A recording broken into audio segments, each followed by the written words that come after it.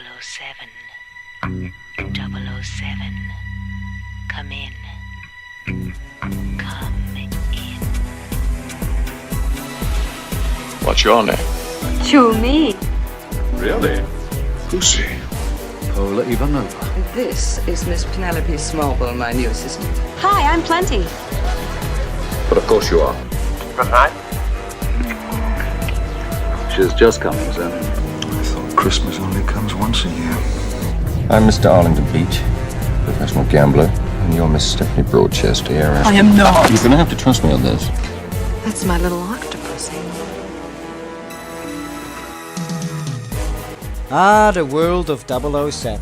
A world filled with gadgets, chicks, cars, girls, exotic locations, villains, and chicks. Throughout the series' history, Bond has had the audacious duty to sleep with hundreds of the world's most beautiful women. Don't judge it too harshly, my dear. Field operatives must often use every means at their disposal to achieve their objectives. Bullshit! I mean, Bond has probably slept with more women than there are Pokemon. I'll search across the land, look far and wide, release from my hand the power that's inside. Electra, Waylon, Anya, Tiffany, Pussy, Honey, Domino, Kissy, Melina, Vesper, Aki, Stacy, Severin, Goodhead, Solitaire, Chumi. There are 150 that want his D. It's weird that Bond never gets an STD. Gotta catch 'em all, Pokemon. So in this episode we're taking a look at my top 10 Bond girls. And by Bond girls I mean the female co-stars that are or end up on Bond's side throughout the films. So we're not looking at the evil henchwomen or femme fatales if you will. I'll do that in a separate episode. Also, I'm ranking these solely based around the actual characters these women portrayed and the impact they had on the series. Because if I had to rank these women solely based on how hot I think they are, that would make for an entirely different video. You know what? That's a good idea. Top 10 hottest Bond girls. Yeah, I'm definitely doing that too. Forgive me, darling. Your turn will come, I promise.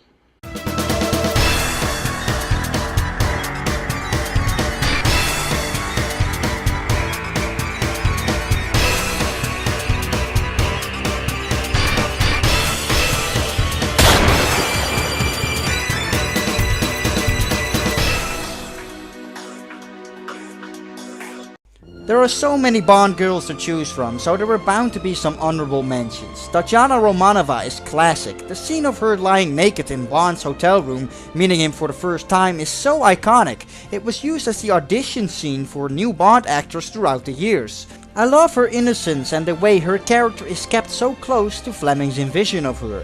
She just didn't make the cut. I also have to mention Wei Lin, who essentially is another one in the long line of female secret agents that Bond teams up with, and arguably the one that did that the best. Among all Bond girls, she's easily the most skilled in martial arts, and it's fantastic she did all the stunt work and fighting herself. Shame the romance side of things felt a bit forced. As for the dishonorable mention, fans usually shit on Denise Richards being the worst one, being a terrible actress casted as a nuclear physicist. But to me, Tanya Roberts playing a state geologist really isn't any better. These green lights, they're Zorn's oil wells. The ones he's been using to pump seawater into the Hayward Fault. These lead straight into this section of the San Andreas Fault. You know, Zorn just has to blast through the bottom of these lakes to flood the fault. Except right beneath us is the key geological lock that keeps the faults from moving at once. I mean, you can totally picture Roger Moore thinking like, "Forgive me, darling, but you have no idea what you're talking about." And then there is her signature helpless bimbo screaming. Jane, help me! Jane! Jane! Jane! She didn't even notice a freaking Zeppelin sneaking up on her. I mean, if I was Bond, I would have been like, "Good job, Zorin, you deal with her. I'm just gonna screw Paula Ivanova instead." What are you doing here? Looking for shells? No, I'm just looking. No Bond girl ranking would be complete without the one, the original, Ursula Andress as Honey Rider. Well, Technically, Sylvia Trent would be the first Bond girl we ever see. Or, if you want to be really precise, Linda Christian, starring in the very first television adaptation of Casino Royale in 1954. But no one can deny that Ursula Andress can be considered the quintessential Bond girl. When this chick first emerged from the ocean in the theaters back in '62, not only did she cause a tidal wave of hormones and etched her half-naked image deeply into young boys' psyche all across the globe, but the impact of that scene is still considered to be one of the most iconic and memorable moments in cinematic history. It's been parodied and homaged so many times. You gotta understand, a woman appearing in a bikini in full color is not a big deal nowadays, but was something completely unseen and unheard of in the early 60s. She's the ultimate symbol of all Bond girls and really shows that being a Bond girl is empowering and a fantastic honor, unlike what feminists like you to believe. And even though character-wise Honey was nothing special, she was essentially just an uneducated wildlife beauty looking for shells in Crab Key. Heck, Broccoli and Salzman casted her simply after seeing a picture of her in a wet t-shirt. But the point is the incredible impact this young woman had on cinema. When you think Bond girl, you think Ursula Andress. It's the time before we leave for lesson number 3.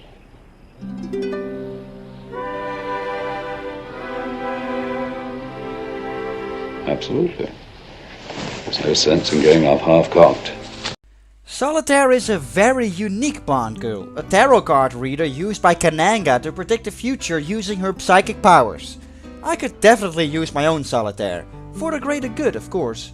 Football match results and lottery numbers, but certainly nothing illegal. She does lose her powers as soon as you have sex with her though. Yeah, no chance I'm ever gonna see those powers in action. It's remarkable though, she's probably the only virgin Bond girl. Well, at least the only one where it's actually stated that Bond takes her virginity. Cheer up, darling. Has to be a first time for everyone. It's kind of weird though that makes her lose the powers. Most women I come across seem to think they get all kinds of powers after you sleep with them.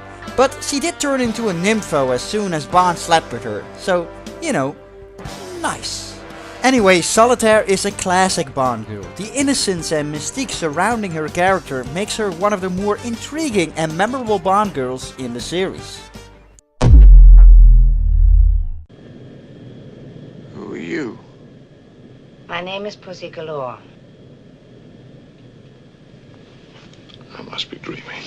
Speaking of iconic and memorable Bond girls, who doesn't know Miss Pussy Galore? If you think Bond girls only became strong and independent women in the modern times, just look at Honor Blackman back in 1964. She was a tough girl who didn't take crap from Bond. In the novel she was a lesbian, and in the movie that's not officially stated, though it's definitely implied. You can turn off the charm. I'm immune. Of course, Bond manages to overman her and convert her, but hey, he's Bond. Pussy Galore is one of the most beloved and iconic Bond girls in the series. She's strong, she's skilled, she can fly airplanes, wears golden outfits, and has a squadron of chicks with pointy tits backing her up. Pussy Galore is part of the many fantastic elements that make Goldfinger such an iconic film. My only complaint is that they made a script change of her introduction scene, because I recently found out that scene would originally go like this. I am Pussy Galore. Yes, of course you are. But what is your name? And come on, that would have been even better.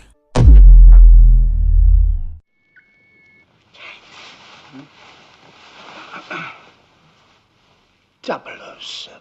Triple X. Bond, what do you think you're doing? Keeping the British end up, sir.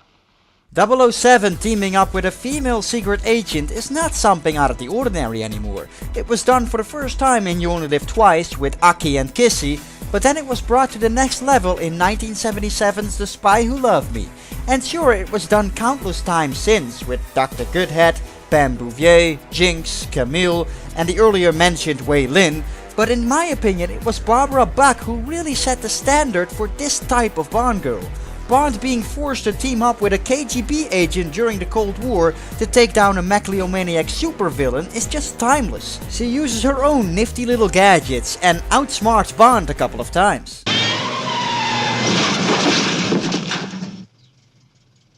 shaken, but not stirred. She was one of those Bond girls that had the potential to be 007's equal. To a certain extent, of course. I mean, there was still a part in which she ended up being a damsel in distress who all of a sudden swapped her uniform for a sexy dress for the audience's convenience. But hey, I never complained. Only a certain kind of woman wears a backless dress with a Beretta 70 strapped to her thigh. One can never be too careful when handsome men in tuxedos carry walkthroughs.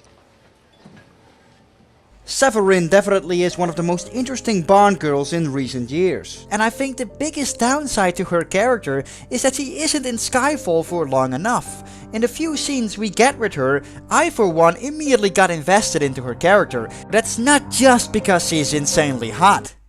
No, really, the character. I thought her character was interesting too. It's not often Bond runs across girls who were victim of the Macau sex trade in their past, but it immediately gets you more invested into her. Essentially, when you really think about it, she was mainly used as a plot device. We are led on to believe that Bond will rescue her from the hands of Silva after she discussed her dark past with him.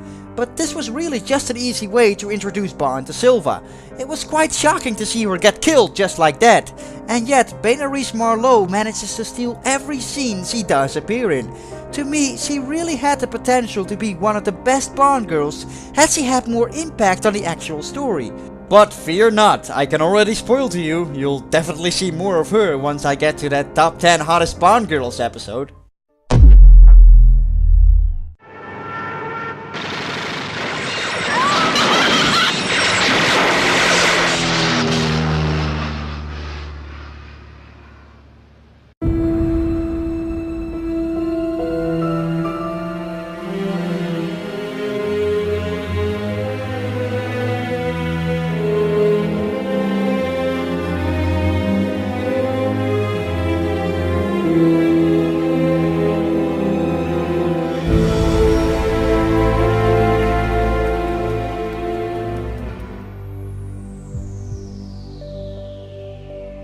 You can see it in this girl's eyes. When her parents got killed, something flipped, something inside of her changed.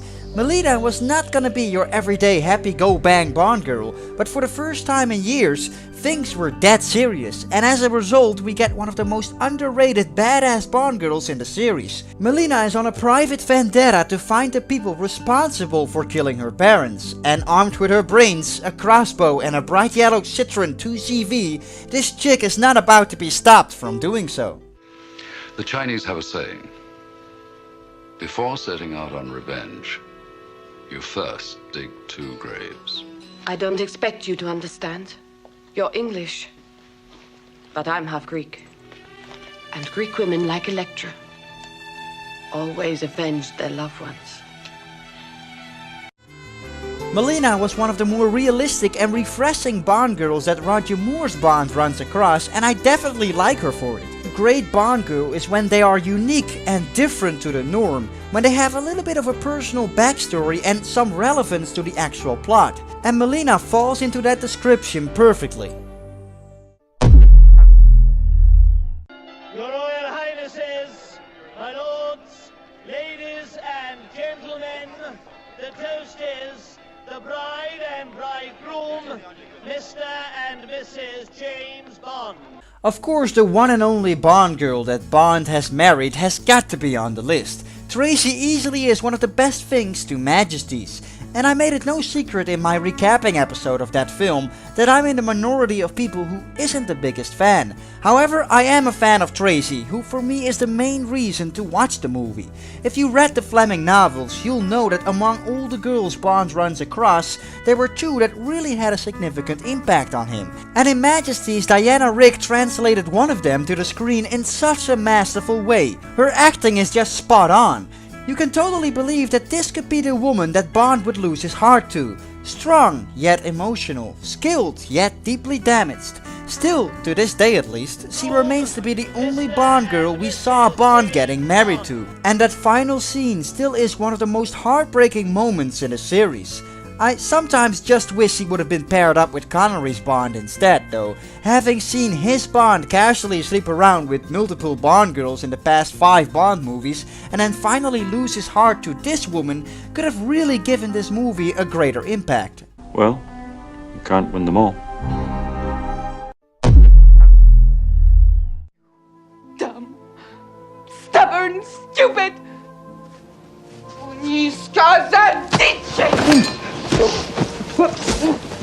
What's that supposed to mean? Buck end of horse.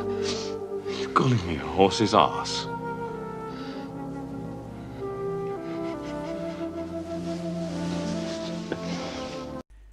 So here's my pick for one of the most overlooked and underrated Bond girls in the series. With the more realistic tone of The Living Daylights, we got a very welcomed, fresh take on a sweet and innocent Bond girl who gets mixed up in crazy affairs between the Soviets and British in the midst of the Cold War. She's almost like a more modern Tatiana Romanova. Kara is not a secret agent, a skilled fighter or a dangerous tough girl. She's quite the opposite, but yet her innocence grounds the movie and keeps you invested in her character. She does have her own talents, has relevance to the story and definitely isn't a bimbo. Throughout the film you really get the sense that Bond genuinely started to care for this girl and could actually fall for her. I mean, it is extremely rare for 007's heart to be melted, but I always got the sense that somehow Kara really got close. With those big brown eyes and that heartwarming smile, Marion Dabo just fits the bill perfectly, and I for one think she really deserves to be high up the list. Stay below 600 feet. 500 feet. Who's that? Natalia Simonova, Natalia Semyonova. Russian Minister of Transportation. Did you check her out? Head to toe. Natalia Semyonova simply is one of the most interesting, appealing and well-rounded Bond girls the series ever had. Isabella Scorupco brought the character into the 90s in such a contemporary way. She's smart and as the audience you actually believe this girl has the brains. Heck, it's practically thanks to her that London is saved and the GoldenEye gets destroyed. She's sexy and she can pull off the strong, independent woman side of things too. 24 for the American school, 11 for the Swedish, IBM compatible with 500 meg hard drives, CD-ROM and 14 for modems. You pay dollars? Of course. If Madam would require a demonstration, I... Madam requires one demonstration model and a quiet place to test it. Most of all, Natalia is human. Throughout the film you can't help but become invested into her backstory, being the lone survivor of the GoldenEye blast in Severnaya, and feel for what she's been through. And also, out of all the Bond girls Brosnan gets in his 4 Bond movies, she's easily the one he has the best chemistry with. So, tell me, are there any other standard operating procedures I should be aware of, Commander?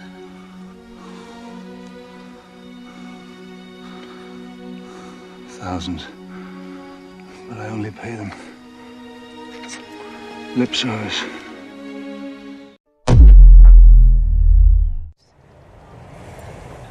So as charming as you are, Mr. Bond, I will be keeping my eye on our government's money and off your perfectly formed house.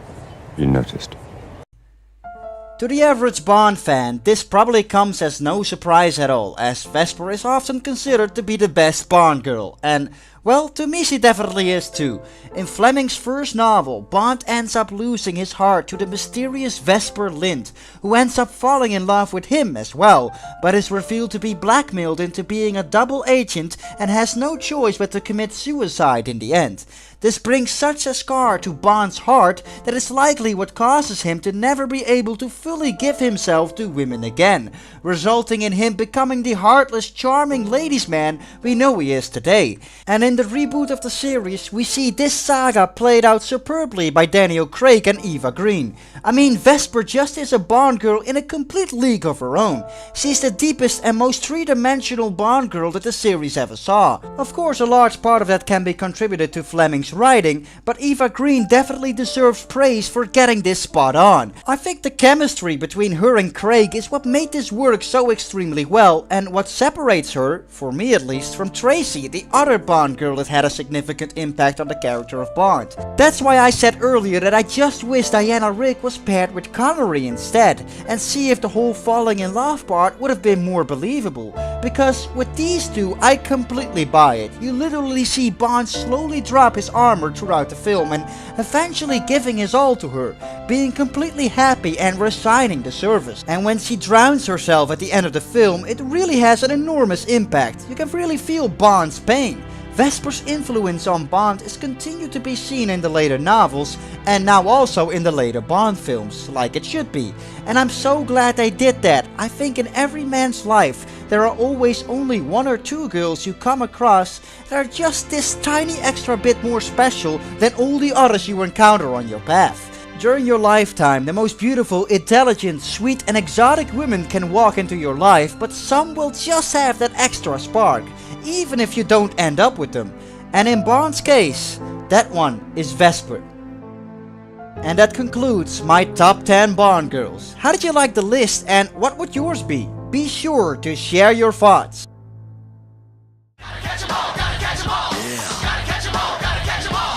Tracy, Madeline, Cara, Loopy, Dajana, BP, Merry Christmas!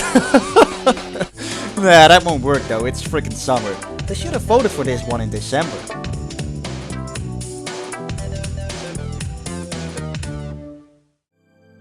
Are you a fan of my work and you just can't wait for other episodes or content to come up to the channel? Well, you can now join the DBF community on my Patreon page. Supporting my channel grants you access to all my latest videos 2 weeks before the regular viewers get to see it.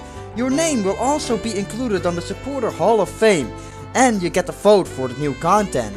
And as a bonus for signing up, you will receive a personal thank you video from me, as well as these custom Blu-ray covers that I designed myself.